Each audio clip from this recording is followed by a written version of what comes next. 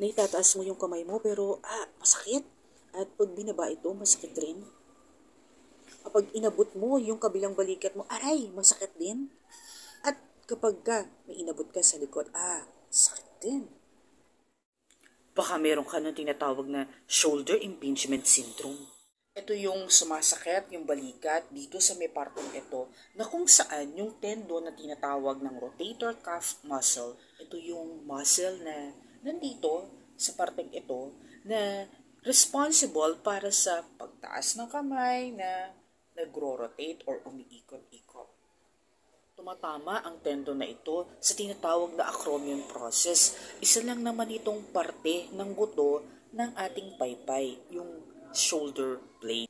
Paano nga ba nangyayari ito? Una, maaring yung tendon may punit o kaya ay namamaga. Maaring sa paulit-ulit na pagtaas ng kamay na pupuwersa yung tendon, katulad na lang sa nangyayari sa mga nag-swimming,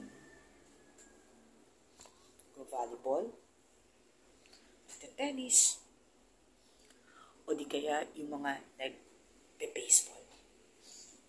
Pwede rin naman sa mga nagtatrabaho katulad ng magpipinta ng bahay o naglilinis ng mga salamin ng bintana. Pangalawa, pwedeng yung tinatawag na bursa na iirita o kaya ay namamaga. Yung bursa para itong isang lalagyan na may fluid na nasa pagitan ng buto at ng muscle o kaya ay tendon para hindi tumatama yung muscle o tendon sa buto. Pangatlo, pwede rin naman doon mismo sa buto ang may problema.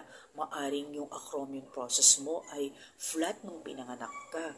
O di naman kaya ay katulad nung nangyayari sa mga nagkakaedad na tinutubuan ng maliliit na buto doon sa buto na tumatama doon sa tendon. Gawin mo ito para malaman kung may shoulder impingement syndrome ka. Ipatong ang kamay sa kabilang balikat at itaas ang siko. Kapag sumakit ito, ay positive ka. Ngayon, gawin mo naman ito.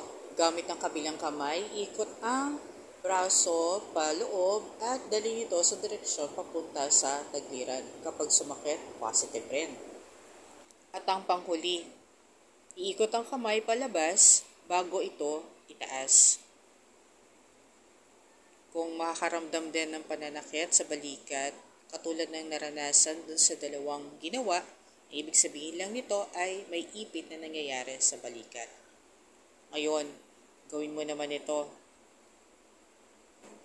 Kung nakaramdam ka naman ng ginhawa, na-confirm lang natin na shoulder impingement syndrome ito. Okay? Bye!